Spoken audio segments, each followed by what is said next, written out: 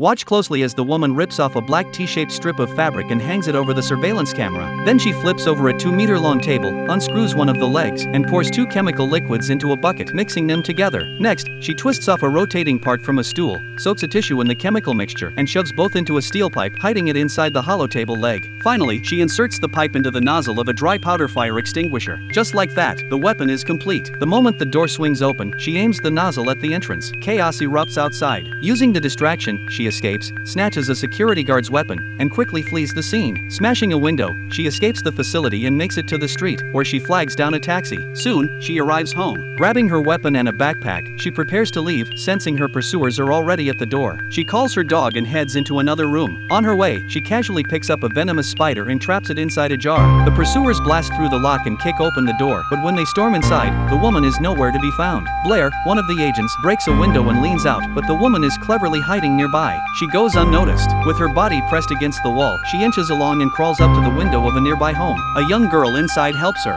The woman changes into fresh clothes, hands off her dog, and hits the road again. Now disguised, she heads quietly to the station. But just as she arrives, Mike spots her and immediately recognizes her. She quickens her pace, and the pursuit team follows. Cars block her path, she's cornered. She raises her hands, surrendering, and presses herself flat against the hood of a car. But just then, a 9-meter-long truck drives by. Without hesitation, she jumps onto it, then leaps onto a nearby tanker truck. Blair positions himself on an overpass above the tanker, aims his weapon, and gets her in his sights. At the last second, the woman jumps again, this time onto a pickup truck. The pickup driver, realizing someone's on his roof, slams the brakes. She's thrown off, crashing onto the hood of a nearby vehicle. Before she can catch her breath, Blair's car screeches into view. She bolts through the traffic-jammed highway as Blair gives chase. She spots a motorcycle, flips the rider off effortlessly, and takes off on it herself. Blair stays close behind, weaving through cars, but the traffic is too heavy. He can only watch helplessly as she vanishes into the distance. So what exactly did this woman do to spark such relentless pursuit even from her former colleagues? All of this started because an old man claimed she was a Russian spy, plotting to assassinate the Russian president. But Blair doesn't believe it's that simple, especially since the Russian president is also in New York.